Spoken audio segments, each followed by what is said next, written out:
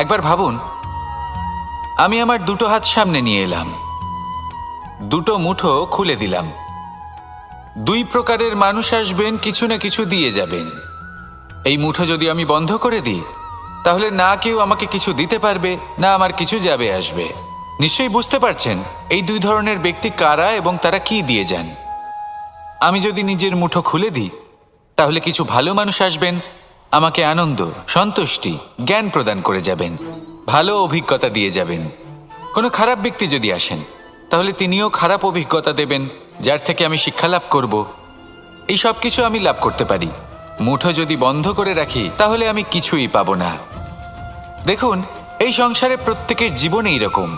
প্রত্যেকের জীবনে সবকিছুই আছে, ভালো খারাপ দুই মানুষই আছে, ভালো অভিজ্ঞতা আছে, খারাপ অভিজ্ঞতা আছে। নির্ভর করছে আপনার ওপর যে আপনি কি করবেন। এনাদের স্বাগত কিভাবে জানাবেন, কার থেকে কি বুঝবেন, কি শিখতে পারবেন, আর কোন দৃষ্টিভঙ্গি নিয়ে অগ্রসর হবেন। এটাই নির্ধারণ করবে যে আপনার জীবন কেমন হবে। আসুন আমার সাথে ভালোবেসে বলুন, রাধা।